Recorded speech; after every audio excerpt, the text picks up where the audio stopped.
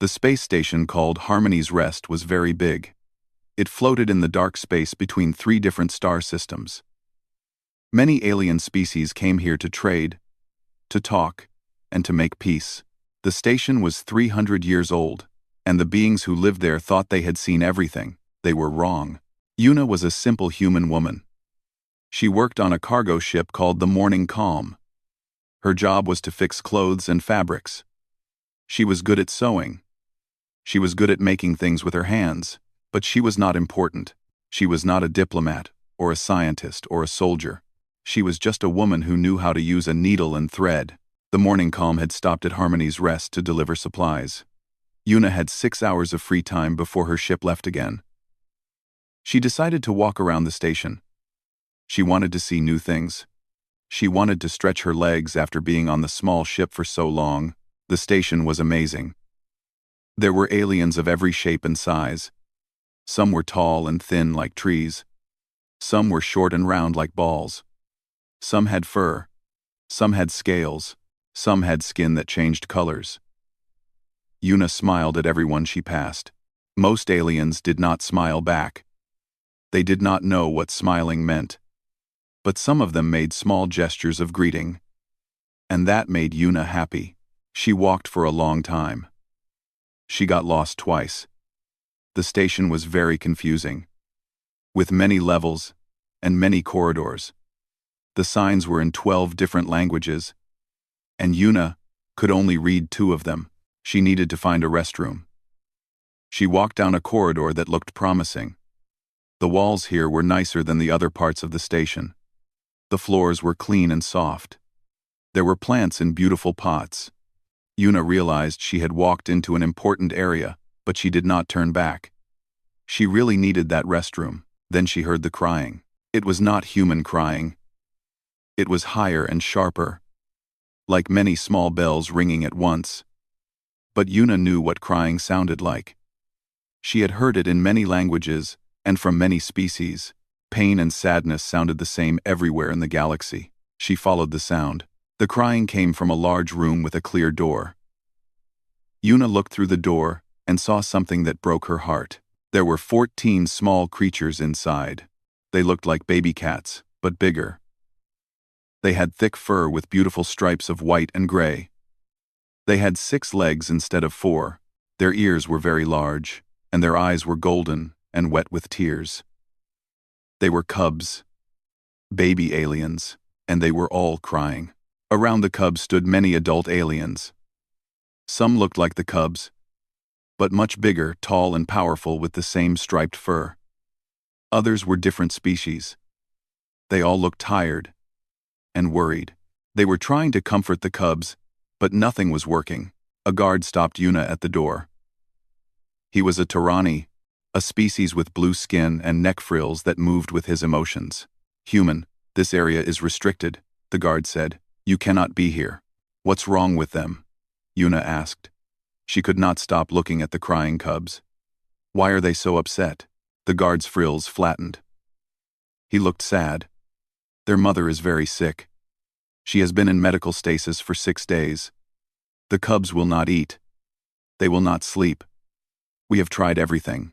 6 days? Yuna said. "They haven't slept for 6 days? Felhari cubs can survive longer without sleep than human children," the guard said. "But not much longer. The doctors are worried." Yuna watched the cubs. One of them, the smallest, was curled in a corner alone. Her fur was matted and tangled. She was shaking. The adult Felhari tried to approach her, but she hissed and swiped with her tiny claws. "Let me in," Yuna said. The guard stared at her. "What?" "Let me in. I want to help." "Human. These are the children of Ambassador Keth. He is one of the most important diplomats in the coalition. Specialists have been trying to help for days. What can you possibly do?" Yuna did not have a good answer. She just knew that she could not walk away. She could not leave those babies crying. Something inside her would not let her. "Please," she said. "Just let me try." The guard looked at her for a long moment. Then he sighed and opened the door. The room smelled like fear and sadness.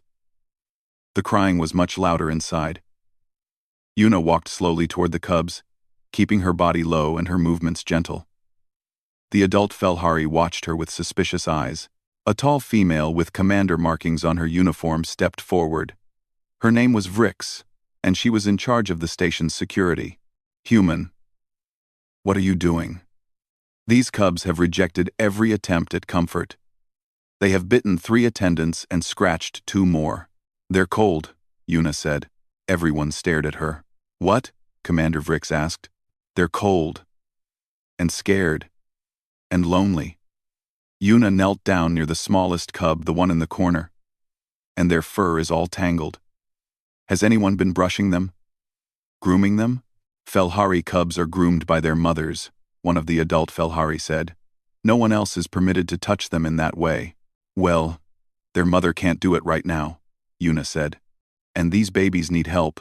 She reached out slowly toward the small cub. Everyone in the room tensed. The cub hissed.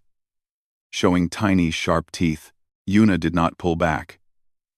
She made a soft sound, a gentle humming noise that her own mother used to make. She kept her hand extended, palm up, not threatening. The cub stopped hissing. Her golden eyes were huge, fixed on Yuna's face. She was still shaking. It's okay, Yuna whispered. I know you're scared. I know you miss your mom. But you're not alone. You're not alone. Slowly, very slowly. The cub moved closer. She sniffed Yuna's hand. Then, to everyone's amazement, she pressed her small head against Yuna's palm. Yuna began to gently stroke the tangled fur. She worked her fingers through the knots, careful not to pull too hard. The cub's eyes started to close. Do you have fabric on this station? Yuna asked, still stroking the cub. Something soft. And thread. I need a lot of thread.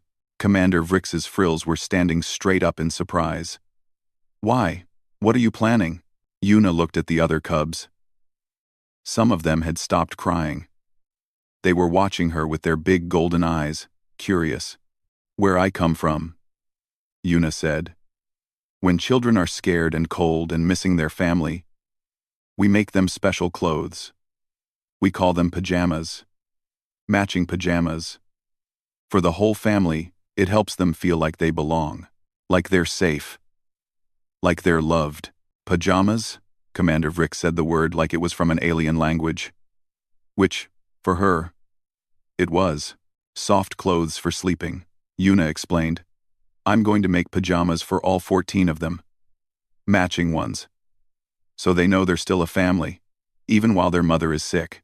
The adult Felhari looked at each other. This was strange.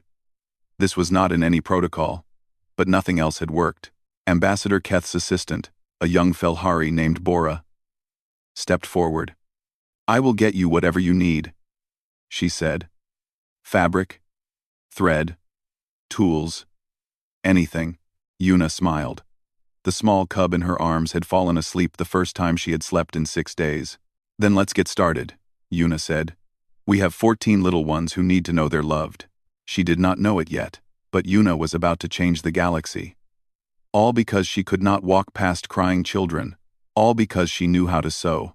All because humans, unlike most species in the galaxy, understood that sometimes the smallest acts of love were the most powerful. The other cubs began to creep closer. They could see that their smallest sister was calm. They could see that this strange alien with no fur and only 4 limbs was gentle. One by one, they gathered around Yuna, pressing their small bodies against her warmth. Yuna held as many as she could. She hummed her mother's song, and she began to plan 14 perfect pairs of pajamas. Yuna did not sleep for 2 days. Bora brought her everything she asked for. Soft blue fabric that felt like clouds. Silver thread that shined in the light. Needles of different sizes. Scissors. Measuring tape. Everything a seamstress could want. Yuna set up her workspace in a small room next to the nursery. She could hear the cubs through the wall. They were still crying sometimes, but not as much as before. Some of them had started to eat small amounts of food. The youngest one, whom Yuna had named Mira in her mind, followed Yuna everywhere until the attendants gently carried her back to the nursery. The work was hard. Felhari cubs did not have the same shape as human children. They had 4 arms and 2 legs. They had long tails covered in soft fur. They had large ears that stuck up from their heads. Normal pajamas would not work. Yuna had to design something new. She started with paper. She drew pictures of what the pajamas should look like. 4 holes for the arms, 2 holes for the legs, a special opening in the back for the tail, a hood with holes cut out for the ears.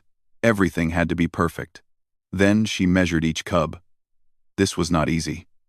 The cubs did not like to stand still.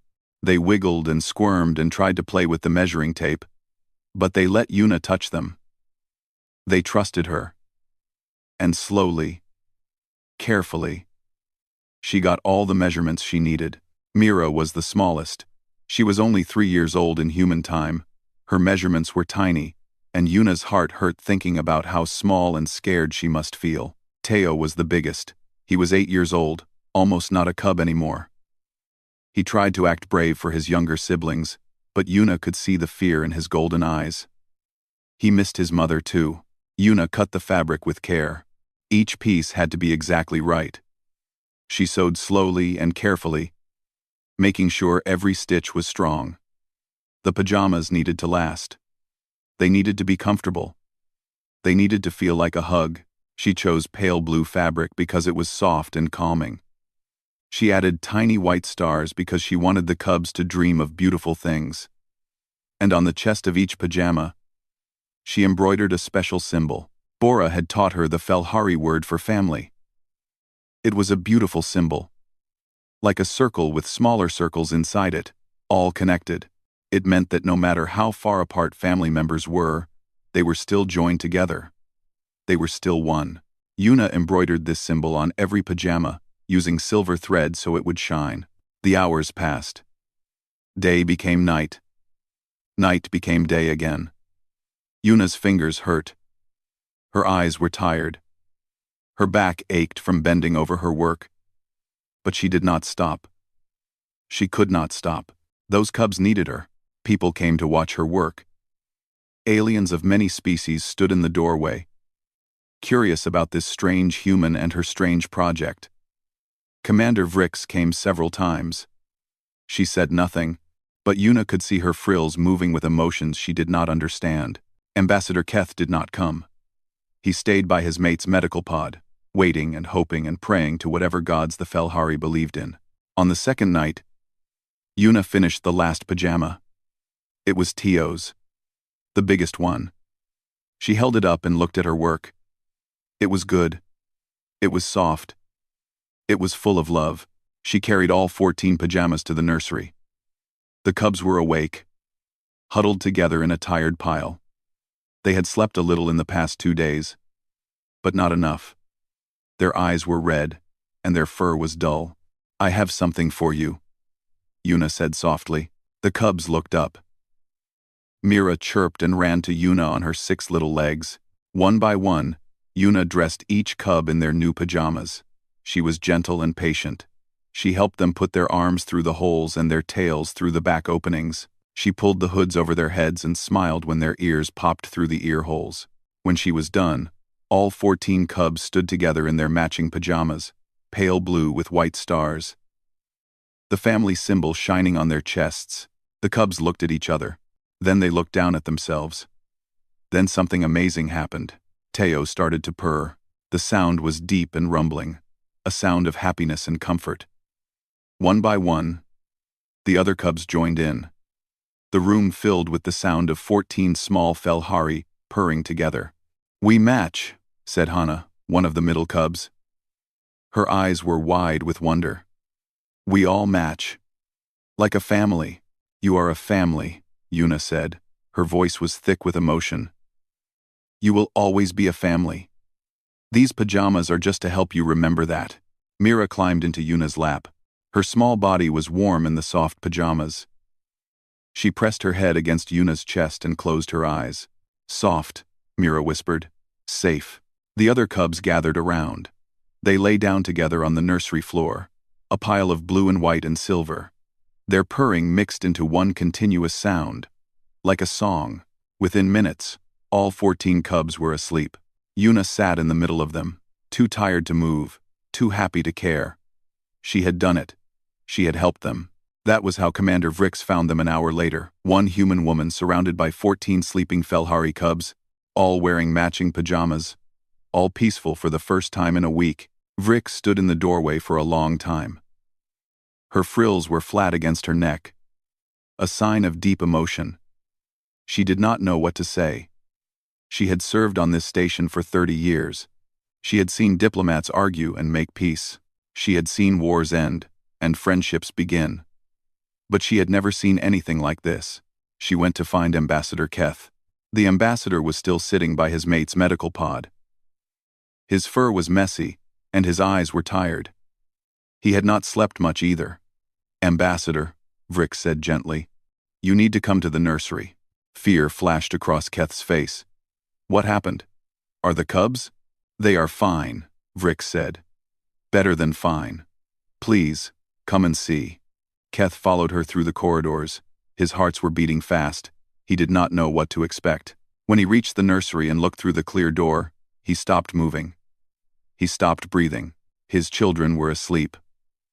All 14 of them. They were piled together like they used to be when they were very small, when their mother would curl around them and keep them safe. They were wearing strange blue clothes covered in stars. And they were peaceful. Truly peaceful. "The human made those," Vrix said quietly. She called them pajamas. She said that, on Earth, families wear matching clothes to feel connected. She worked for 2 days without rest. "Where is she?" Keth asked. His voice was rough. Vrix pointed. Keth looked more carefully and saw the human woman in the middle of the pile of cubs. Mira was curled in her lap. 2 other cubs were leaning against her sides. She was asleep too, her head tilted back, her mouth slightly open. "She wouldn't stop working," Vrix continued. "She said the cubs needed her. She collapsed from exhaustion about an hour ago. The medical team wanted to move her, but the cubs woke up and started crying when they tried, so we left her there." Keth pressed his hand against the clear door. His children. His precious children. For 6 days he had listened to them cry. Unable to help. Torn between his mate and his cubs.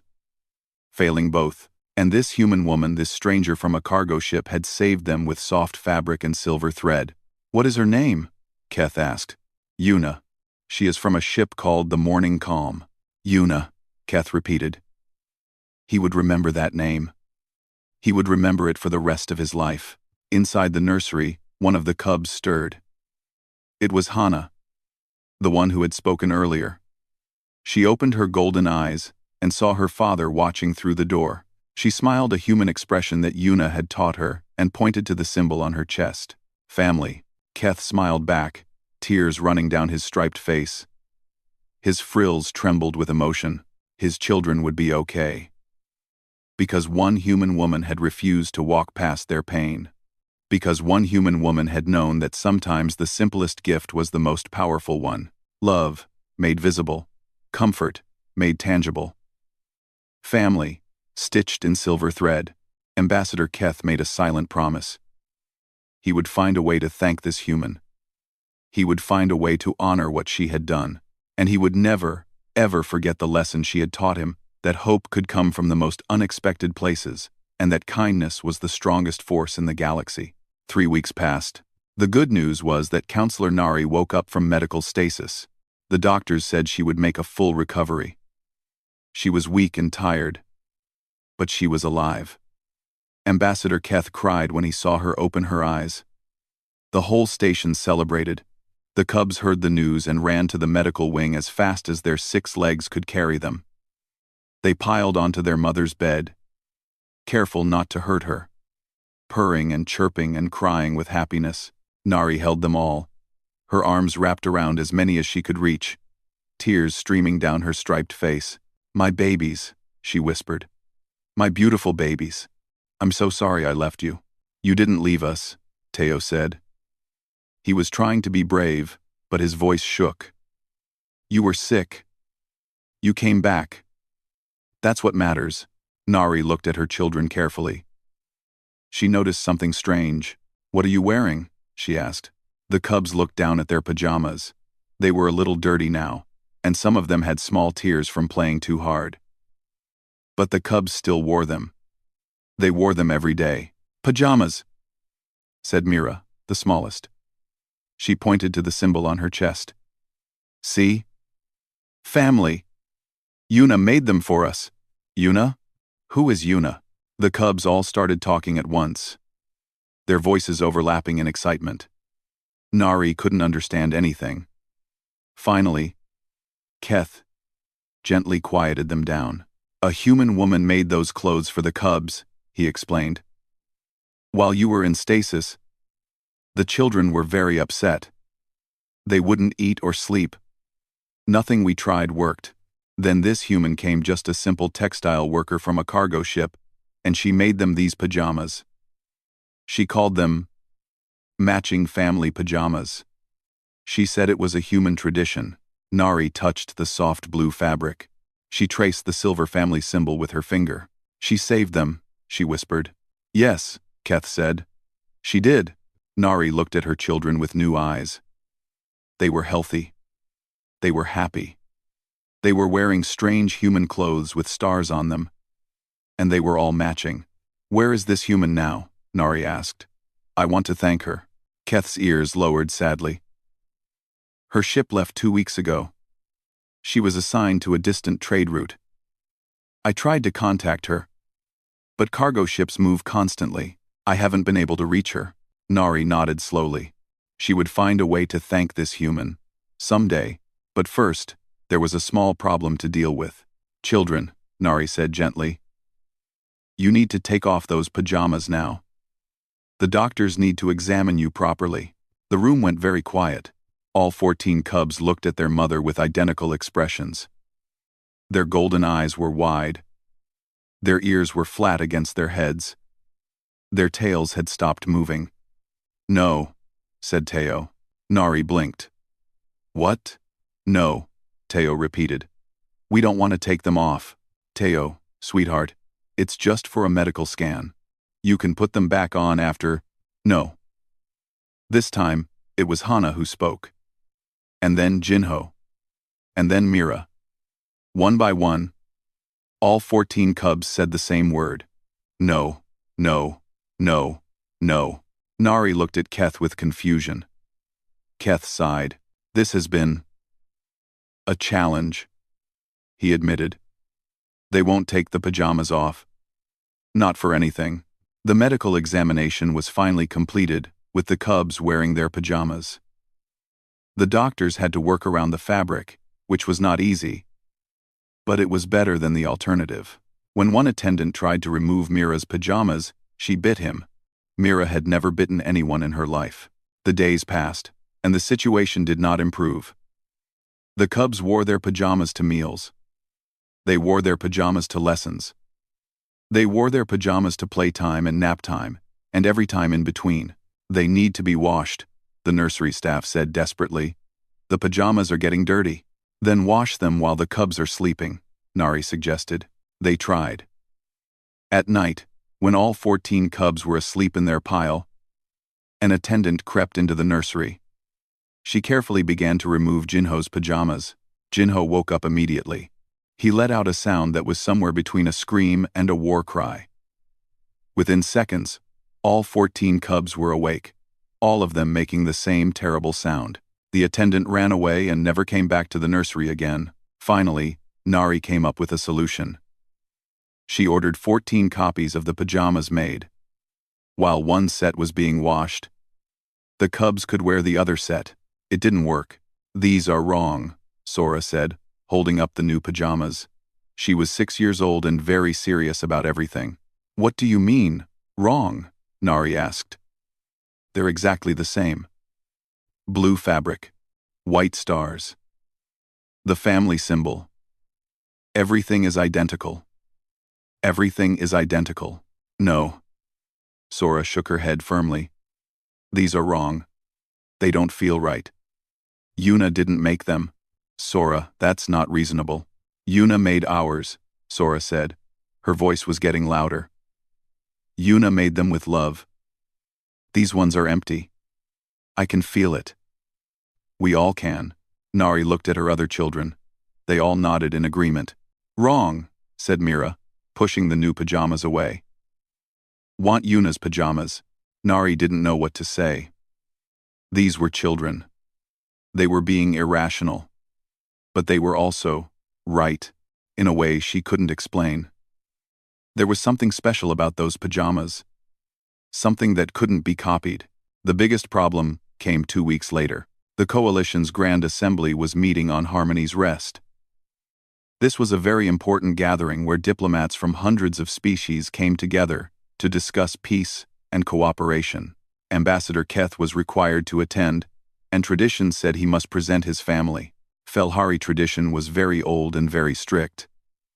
At formal events, all Felhari wore ceremonial robes. These robes were beautiful, made of special fabric, decorated with symbols of rank and clan, passed down through generations. The cubs had their own ceremonial robes. Nari had spent months preparing them before she got sick.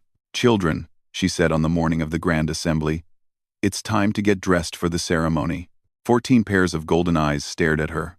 We're already dressed, Teo said. In your pajamas, yes, but for the Grand Assembly, you need to wear… No. Nari closed her eyes. She counted to 10. She opened her eyes again. Teo, this is very important. Your father is a diplomat. We need to follow tradition. The ceremonial robes… No. Teo crossed all 4 of his arms. Yuna made these for us. She made them so we would remember we're a family. We're not taking them off. You can wear your pajamas after the ceremony. These are our ceremony clothes. These are our family clothes. Yuna said so. Behind Teo, his siblings formed a wall. All of them crossed their arms. All of them stared at their mother with determination. Nari looked at Keth. Keth looked at Nari. Neither of them knew what to do. The Grand Assembly was in 4 hours. They tried everything. They tried bribing the cubs with treats. They tried explaining how important tradition was. They tried gentle reasoning and firm commands and everything in between. Nothing worked. Mira started crying when an attendant picked up her ceremonial robe. She cried so hard that she made herself sick. Jinho locked himself in a storage room and refused to come out. Hana gave a very long speech about why the pajamas were better than ceremonial robes, using arguments that almost made logical sense. Teo gathered all his siblings together and made an announcement. We are not wearing the robes, he said. We are wearing our pajamas. Yuna made these for us when we needed her most. She made us feel like a family when we thought we had lost everything. We are not betraying that. We are not betraying her. If we can't wear our pajamas, we won't go to the Grand Assembly at all. 13 voices agreed with him. The Grand Assembly was delayed by 4 hours. Ambassador Keth had to explain to the Coalition Council why his children could not appear. He expected anger and judgment. Instead, he found curiosity. Pajamas? Asked the council president. A tall Vorthian with silver skin. What are pajamas? Keth explained. He told them about Yuna. He told them about the matching clothes and the family symbol, and the way his children had refused to take them off for 3 weeks. The council listened. Some of them looked confused. Some of them looked thoughtful. One of them, an old Morthian grandmother with kind eyes, started to smile. Bring them, she said. Bring your children in their pajamas. I want to see these magical human clothes. And so, for the first time in 10,000 years of Felhari history, 14 cubs walked into a grand assembly wearing pale blue pajamas covered in white stars. They walked with their heads high. Their matching clothes glowed under the lights. The family symbol shined on their chests. They looked like a family. They felt like a family. And everyone who saw them could tell that these children knew exactly who they were and where they belonged. The old Morthian grandmother nodded slowly. Humans, she murmured. They always surprise us. She was more right than she knew. 2 years passed. Yuna thought about the Felhari cubs sometimes. She wondered if they were happy. She wondered if their mother had recovered. She wondered if they still wore the pajamas she had made, or if they had grown out of them and moved on. She never expected to see them again. Life on the cargo ship Morning Calm was simple and quiet. Yuna fixed clothes, mended fabrics, and kept herself busy. She made friends with the other crew members. She learned new sewing techniques from aliens she met at different stations. She was content, but sometimes, late at night, she remembered the feeling of Mira's small body in her lap. She remembered the sound of 14 cubs purring together. She remembered the way they had looked at her with trust and hope. She missed them. One ordinary day, everything changed. Captain Dohun called a meeting on the Morning Calm. He looked nervous, which was strange. Captain Dohun was never nervous. "We've received a priority summons," he said. "From the Coalition Diplomatic Corps." The crew murmured in confusion. The Diplomatic Corps didn't summon cargo ships. Something was wrong. "It's not for the ship," Captain Dohun continued. "It's for one crew member." He looked at Yuna. "It's for you." Yuna's heart stopped. "Me? Why? I don't know. But the summons is marked urgent. We've been ordered to return to Harmony's Rest immediately." The journey took 3 days. Yuna spent the whole time worrying. Had she done something wrong? Was she in trouble? She couldn't think of anything bad she had done. When the Morning Calm docked at Harmony's Rest, Yuna was surprised to see a welcoming party waiting for her. Commander Vrix was there, along with several other important-looking officials. They all bowed when Yuna stepped off the ship. "Welcome back," Commander Vrix said. Her frills were bright blue, which Yuna had learned meant happiness. "We are honored to have you here again." "I don't understand," Yuna said. "What's going on? Am I in trouble?" Vrix smiled, another thing Yuna had taught her. "No, Yuna, you're not in trouble. Quite the opposite.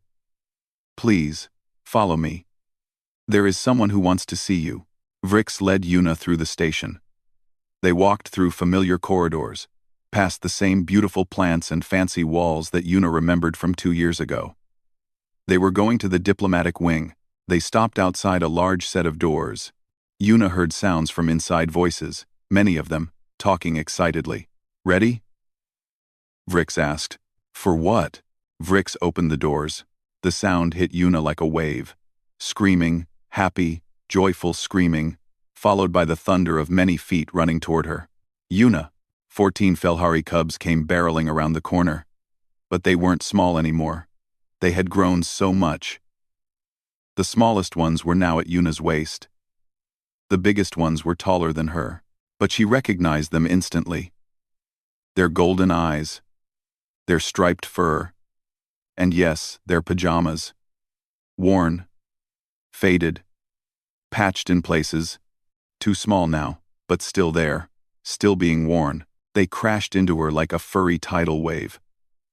Yuna was knocked off her feet, buried under a pile of purring, chirping, crying Felhari cubs who were now almost not cubs anymore. "Yuna, Yuna, you came back. I told everyone you would come. We missed you so much. Look, I still have my pajamas. Mine has a patch because I tore it, but I fixed it myself." Yuna was laughing and crying at the same time. She hugged as many of them as she could reach. They smelled different now, older, but they still felt the same. They still felt like her children. "Let her breathe," said a deep voice. "You're crushing her." The cubs reluctantly pulled back. Yuna looked up and saw Ambassador Keth standing in the doorway.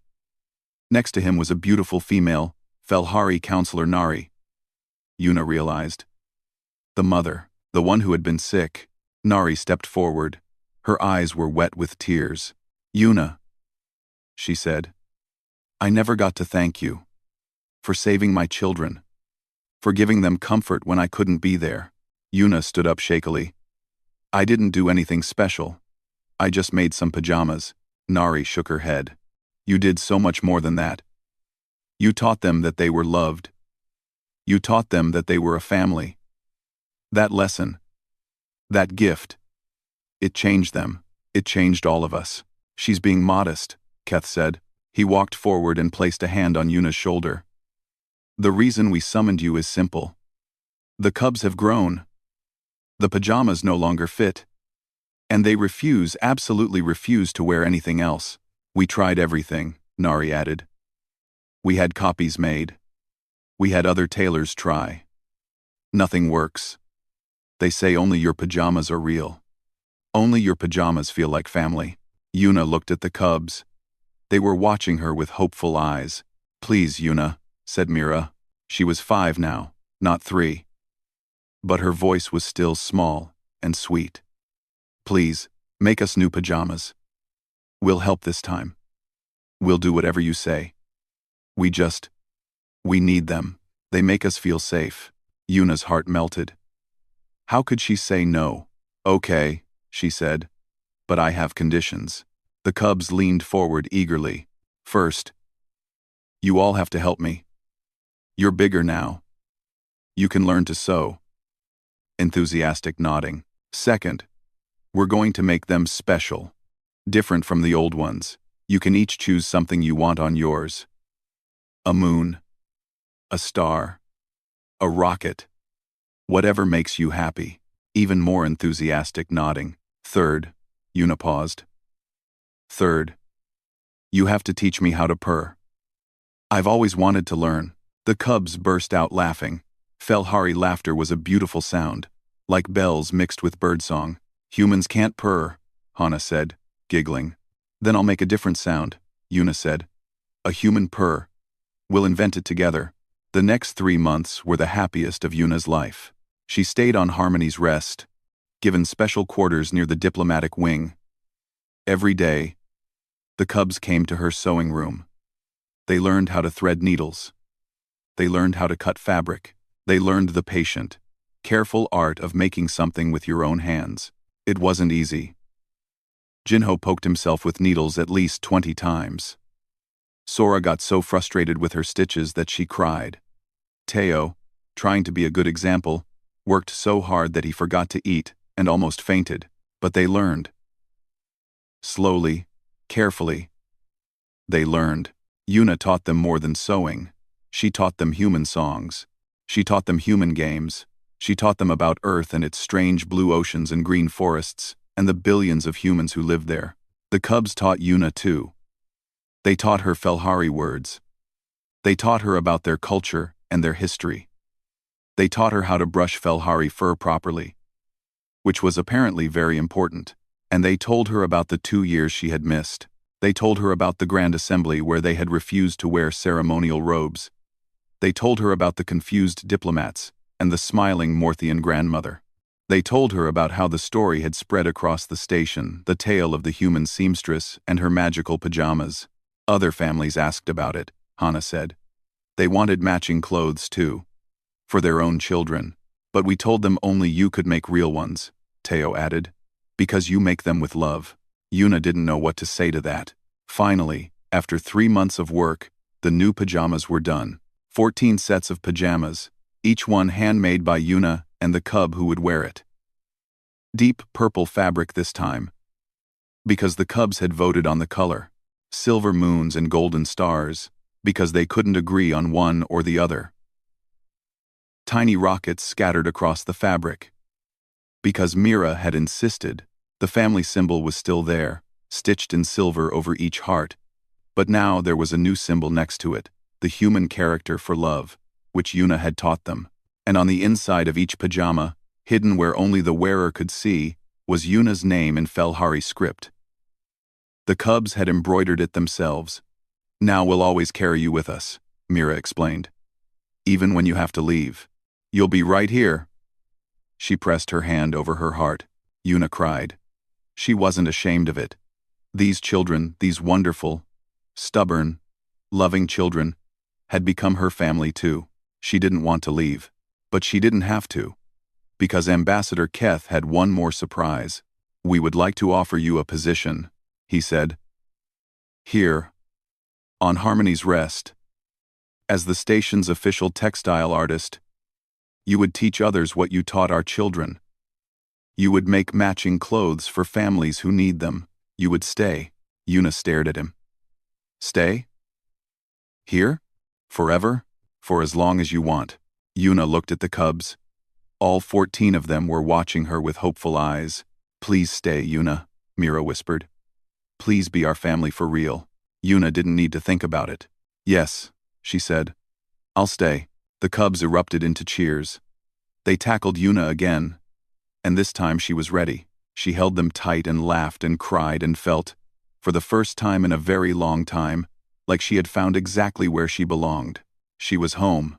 The story of Yuna's pajamas spread like fire through dry grass. It started small. A Torani clutch mother heard about the Felhari cubs and their matching sleepwear. She had 30 hatchlings of her own, and they fought constantly. They bit each other. They stole each other's food. They acted like 30 separate individuals instead of one family. The clutch mother came to Yuna with desperate eyes. "Can you help us?" she asked. "Can you make my children feel like a family too?" Yuna was nervous. She had never worked with Torani before. They were reptilian, with scales instead of fur. They had tails and crests, and very different bodies from Felhari cubs, but she agreed to try. She measured all 30 hatchlings. It took 2 days because they wouldn't stop squirming.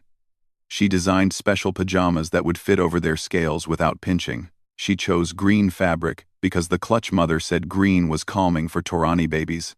She added silver fish because Torani hatchlings loved to swim.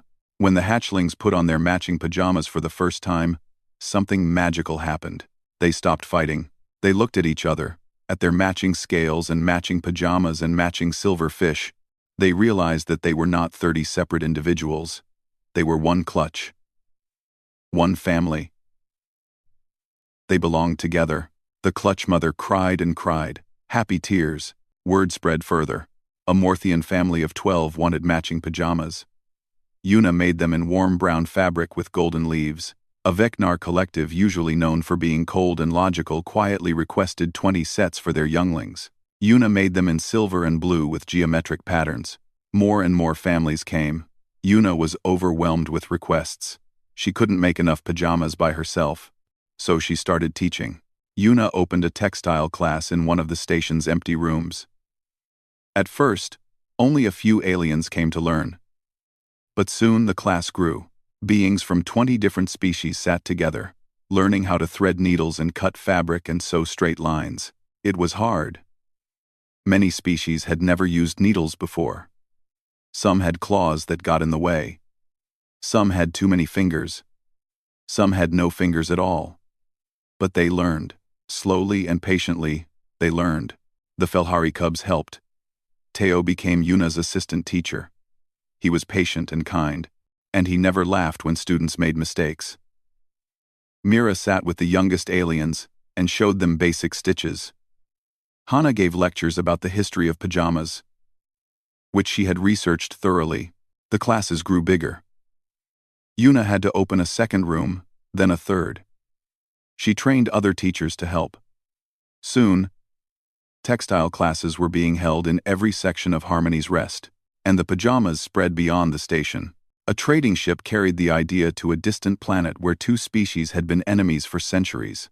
A wise elder suggested they try making matching clothes for their children, all their children, from both species together. It sounded crazy. It sounded impossible, but they tried. When children from both species wore the same pajamas, something changed. They stopped seeing each other as enemies. They started seeing each other as family. The war that had lasted 300 years began to end. A group of refugees arrived at Harmony's Rest. They had lost everything: their homes, their possessions, their sense of identity. They had nothing left but each other. Yuna gathered her students, and they worked through the night. By morning, every refugee family had matching pajamas. Simple ones, made quickly, but made with love. The refugees cried when they put them on. They had lost so much, but now they had something new. They had a symbol of their family.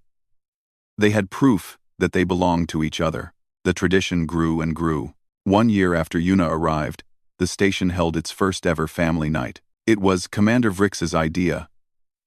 She had watched the pajama movement spread across her station, and she wanted to celebrate it. So she declared a holiday. One night, where everyone on the station was encouraged to wear matching clothes with their loved ones. Yuna didn't know what to expect.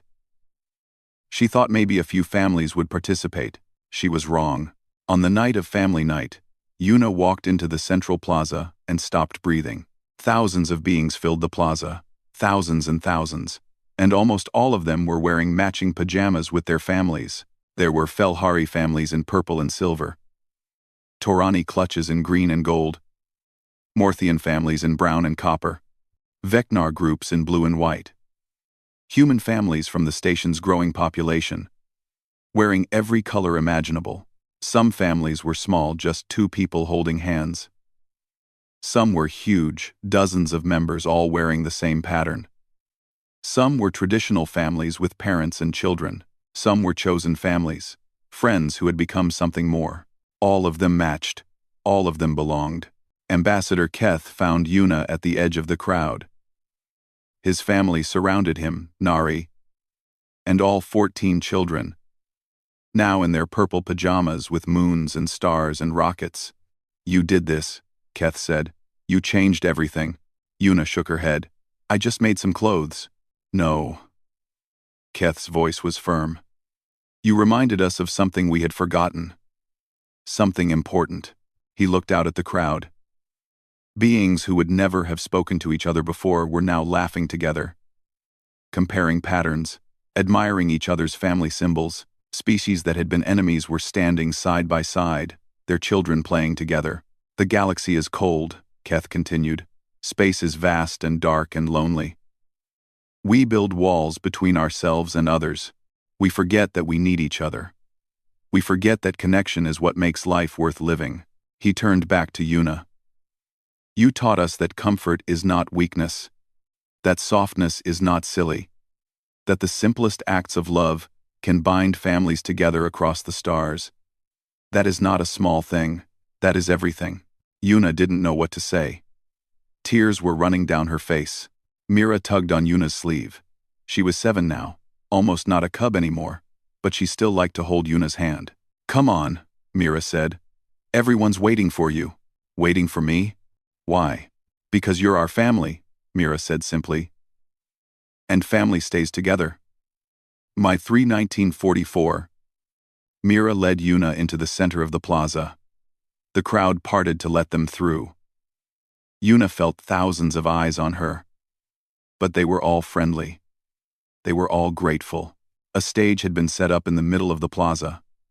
On the stage stood representatives from every species that had adopted the pajama tradition. They were all wearing matching clothes, a simple design in white and silver, made especially for this night.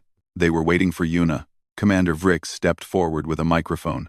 "Tonight," she announced, "we gather to celebrate Family Night. And we gather to honor the human who made it all possible. Yuna of Earth, we thank you for your kindness, for your creativity, for teaching us that the smallest acts of love can change the galaxy." The crowd roared with applause. Yuna climbed onto the stage, her legs shaking. The old Morthian grandmother from the Grand Assembly was there. She pressed something into Yuna's hands, a patch of fabric, white and silver, embroidered with a single word in 100 different languages: family. "You gave us this gift," the grandmother said. "Now we give it back to you. You belong to all of us now." Yuna clutched the patch to her chest. She looked out at the sea of faces, furry faces and scaled faces and smooth faces, and faces of every shape imaginable. All of them smiling. All of them wearing pajamas. All of them family. Somewhere in the crowd, 14 familiar voices began to sing. It was the lullaby Yuna had taught them years ago. The one her mother used to sing. Other voices joined in, humming even if they didn't know the words. The song spread across the plaza, across the station, across the stars. Yuna closed her eyes and listened. This was her home now. These were her people, and the tradition she had started would spread even further to distant planets and far-off stations, to species that hadn't been discovered yet, to children who hadn't been born, because that's what love does. It grows, it spreads, it connects, and sometimes, all it takes is one person with a needle and thread, and the courage to care. Yuna opened her eyes and looked at her family, all of them, all the thousands of them, all across the galaxy. "Thank you," she whispered. 14 Felhari cubs, no longer quite so small, climbed onto the stage and surrounded her. They were wearing their purple pajamas with the moons and stars and rockets. They were wearing Yuna's name hidden inside their hearts, and they were purring. All of them together. The sound filled the plaza, joined by purrs and hums and songs from 100 different species. The galaxy had been waiting for someone to remind it how to be soft, and one human woman, with nothing but fabric and thread and love, had shown them the way. In the years that followed, matching pajamas became one of the most recognized symbols of unity in the coalition. The tradition was called Yuna's Gift, and it was practiced by over 200 species on thousands of planets. Yuna herself lived a long and happy life on Harmony's Rest. She taught textile arts until she was very old. And then she taught her students to teach others. The 14 Felhari cubs grew up and had families of their own, and they all wore matching pajamas on family night. And on the anniversary of their first meeting, they gathered together, all 14 of them, plus Yuna, and remembered the night when a human woman had saved them with love. Because that's what families do. They remember. They stay together. They match forever.